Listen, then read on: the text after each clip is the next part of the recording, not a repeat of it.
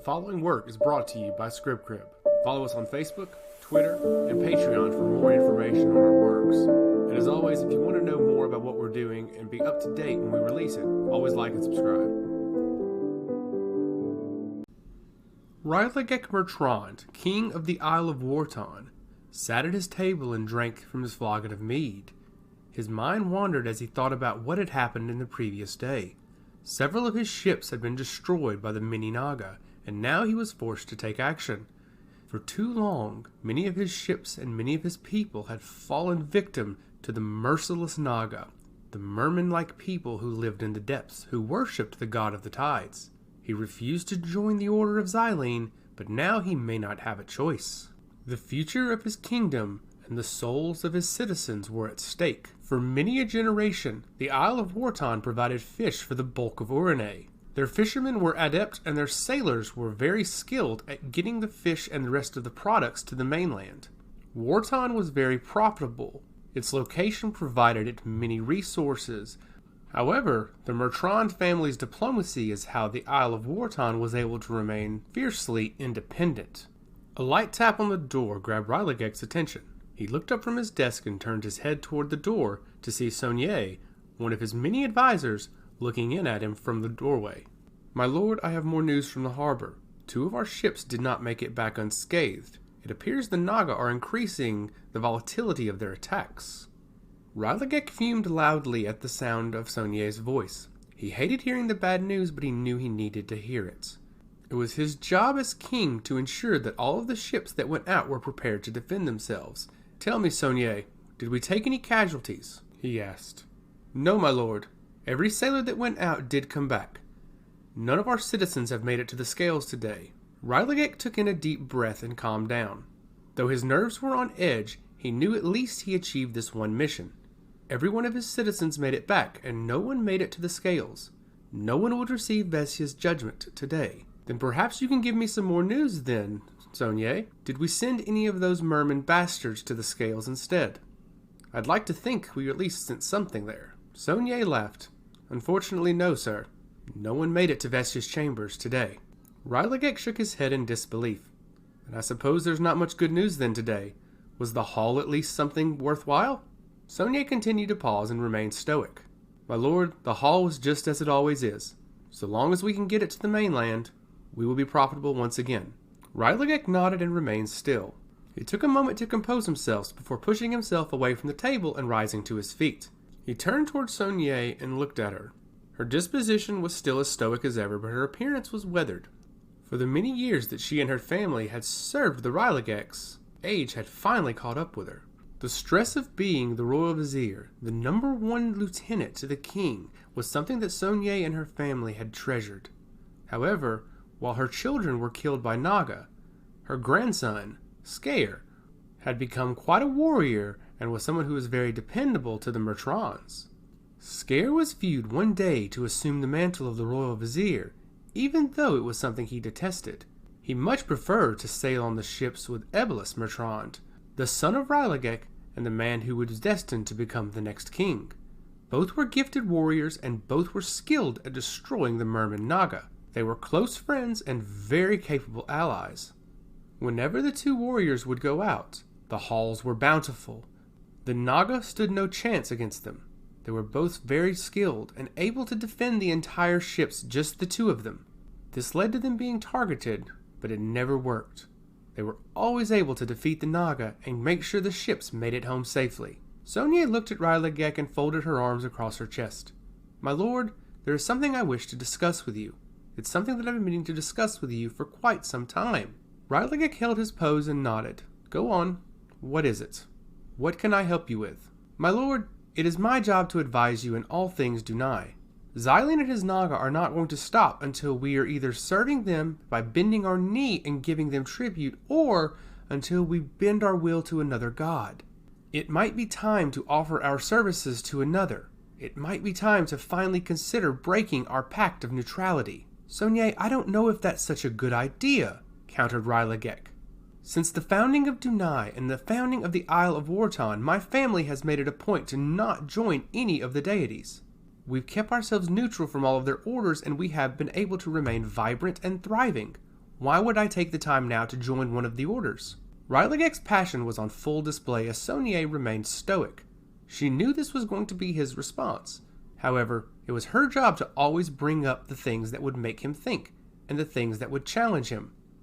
It was ultimately Rylagek's decision.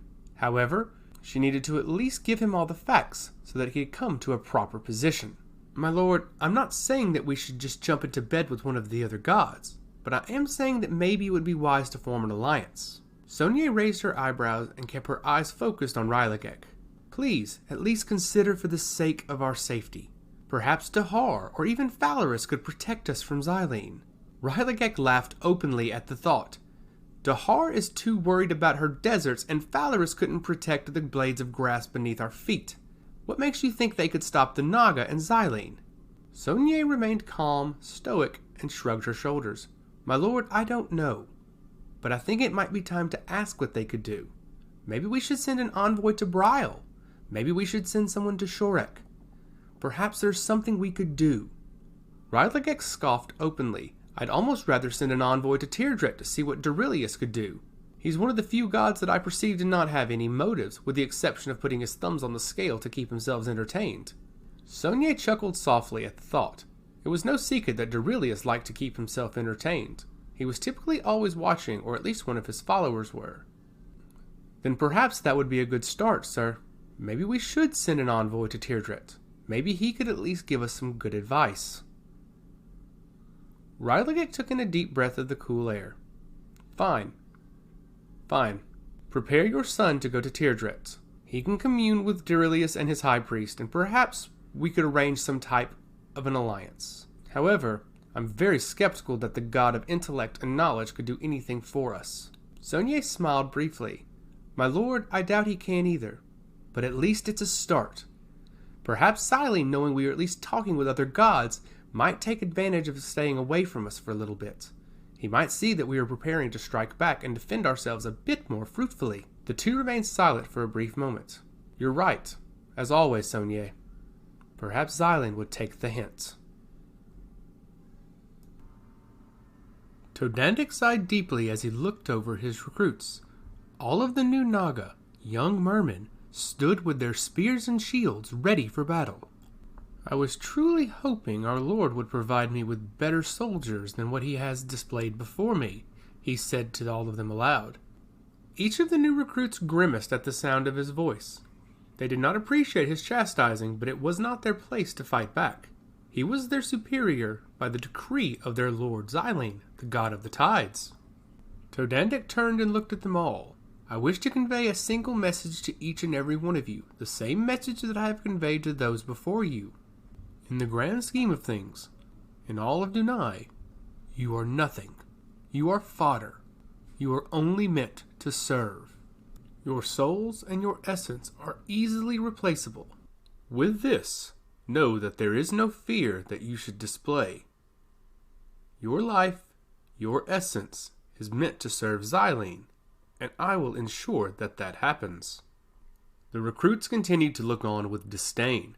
The sound of Todandik's voice and his message brought them displeasure. Todandik, however, had no care for them. His only concern was his mission and to serve Xylene. He turned around and began to walk out of the room. The weak today will be sent to the scales, he announced firmly with his back to the recruits. Only the strong will survive, and only the strong will serve. Now get to it. He walked forward and left the room, closing the door behind him and going up toward a small table. On it were several small pieces of paper and parchment, along with a few bound tomes and scrolls. He unrolled one of the scrolls and looked at it very closely, studying its print before looking up at the shadows before him. Across the room, an olive-skinned man walked out, carrying a trident. Do you get pleasure from talking down to the Naga? He asked. Todandik bowed his head solemnly. My lord, I only get pleasure when I see that your needs are met and that you are served correctly, he replied. Todandik was very dutiful in his mission. He had to serve Xylene at all costs, per his mandate. As a god-touched servant, if he chose not to serve Xylene, his life would be void and his essence would be shattered. He had to serve at all costs. but he did so willingly, and he did so dutifully. He was proud to be a representative of Xylene. It was something that he always yearned for, even since his days as a priest. Xylene gripped his trident and placed the butt of it on the ground. He leaned forward, pressing all of his weight on it. The Naga serve me, just as they follow your commands. Maybe you should treat them with a little bit more respect. Todandik placed both of his palms on the table and locked his eyes on Xylene. My lord, the Naga are a means to an end. They are dutiful soldiers, and they are very powerful in mass. However, their only purpose in life is to serve you. If their death accomplishes that, then the mission is fulfilled. Xylene remained stoic as he leaned on his trident. I see you still have that disdain, though. Even though their death could be a means to an end, at least they are fulfilling something. They are serving me nonetheless. The tone of Xylene's voice became a bit more aggressive. I understand that you have a different opinion than I do on the Naga, but I need you to at least have a respect for their essence. They do serve a purpose, and they do serve me. Todandik left his hands on the table and appeared solemn. My lord, I apologize if I have upset you. It's just that the Naga have been frustrating me lately. Every time I send them to do something, there is always an abject repercussion. The mission is never truly fulfilled. I always have to send more to clean up the mess, or I always have to send more than what is required. Xylene leaned up from his trident. His bracers on his wrist were reflecting the small light in the room. What do you mean? He asked. Todandik took a deep breath and composed himself. It's quite simple, my lord. There are several ports that we are attacking regularly. Where normally I could send a single garrison, now I'm having to send two. I send the first one to actively attack, and they do a great deal of damage. However, it's to the point I'm having to send a second one. This is not very efficient. This is making me have to rethink our grand plans. In the past, I could send a single garrison to ransack a port. They would get the message and we would get a great deal of goods. Now I'm having to send a second garrison to fulfill the mission because the people are well aware of what's going on. Over time, they've become aware of our strategies. They're aware of our ranks. They're aware of how powerful we are, and they know how to deter us. We are still achieving our objectives, but we're having to use much more force. Many Naga are dying because of this. My lord, I don't look at them with hatred or disdain. Until they become stronger, I will look at them as a means to an end. Until they become stronger and more capable, they will be fodder, and they need to realize this. I unfortunately cannot protect them from the scales. Xylene closed his eyes and appeared contrite. He mulled over Todandik's words to himself. Keeping things away from the scales is really the ultimate goal. I don't like the idea of the other gods getting my followers' essence. Xylene paused for a moment and folded his arms across his chest while keeping his hand on his trident. The small lights in the room accented his features, including his well-manicured beard and neat hair. His olive skin was exposed through the opening in his tunic, and around his neck, the collar was still vibrant even with the lack of illumination. Todandik, I understand your concerns, but we still must achieve our goals. We must still achieve all of my ambitions, and we must still achieve supreme domination. I will not rest until every other god is under my thumb.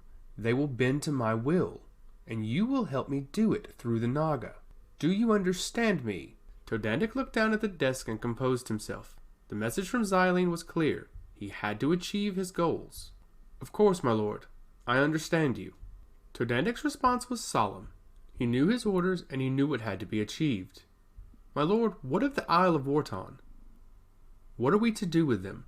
They've been a thorn in our side for far too long, and I'm having to send several garrisons to deal with them.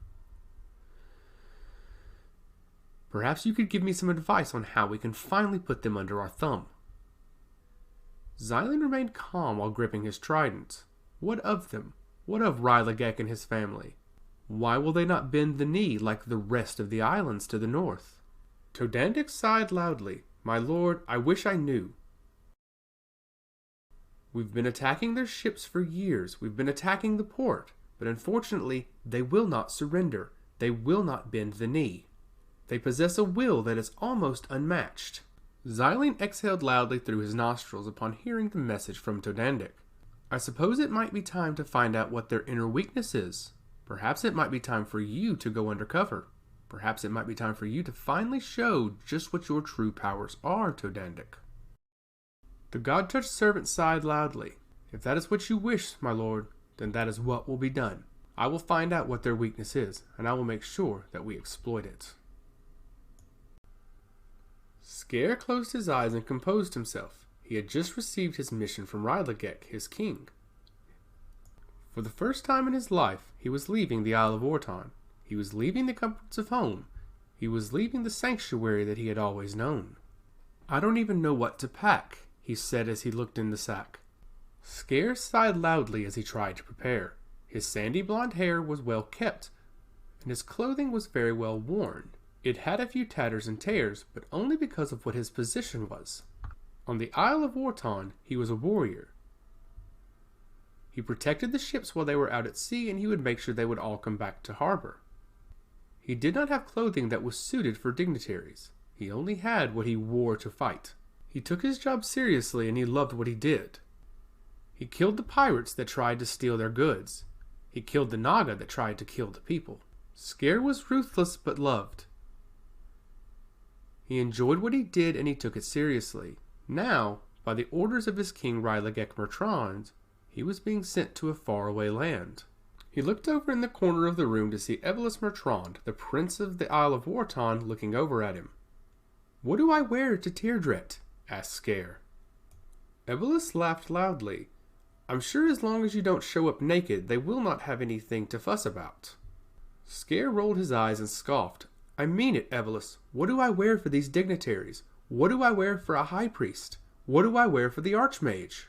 Evelus continued to laugh. "How am I supposed to know? I've only left this island a few times, and never once have I met with the archmage of Teardret. I can't think of many times that I've even met with a dignitary, let alone the ruler of a large city. That feat is typically reserved for my dad or your grandmother." Scare turned his head up toward the ceiling and sighed loudly. "Maybe I should ask her. Perhaps she would know what to wear. Or maybe you could ask your sister. Doesn't she typically meet with the dignitaries?"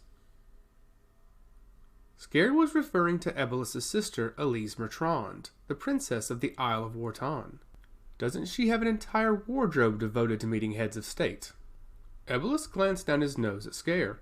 "Do you want to borrow one of her dresses? Should I go ask her?" he patronized. "I don't think the two of you are the right size, though. I also don't think you could pull off the look. I hear from the other villagers that she looks great in pale colors, and frankly, you are rather ugly in anything." The two continued to banter while Scare packed his bags. His mind was still drifting away on what he would do in Teardret and how he would approach the archmage as well as the high priest. It was very uncommon for anyone from the Isle of Warton to discuss anything with any dignitaries of a religious faction. Teardret was a unique situation, though, because the archmage was also equal to the high priest. In many situations, the high priest would function separately from any of the local magistrate. Teardret, however, they were almost one and the same. Though they were two people, they were both equal in the eyes of Dorilius. Evelus stepped out of the corner and approached Scare. "Look, my father would not be sending you if he did not think you were capable. You can do this. I believe in you. Even if your clothes look like they just got out from under the floor." Scare tilted his head in confusion. How would my clothes have gotten underneath the floor? Evelus chuckled and folded his arms across his chest. For as many tatters are there, they had to have come from between the floorboards. Scare rolled his eyes and continued to pack his best tunics and pants. "I suppose you're right. Most everything that I wear is suitable for battle, not for dignitaries. I'll have to make it work." Evelus nodded. "You will, and you'll do just fine. But do take what I'm about to tell you to heart. This is some of the best advice I will ever give you," said Evelus as he prepared himself. Scare looked on intently. "Go on," he said. "When you prepare to kiss the archmage's ass, at least ask that he clean it first."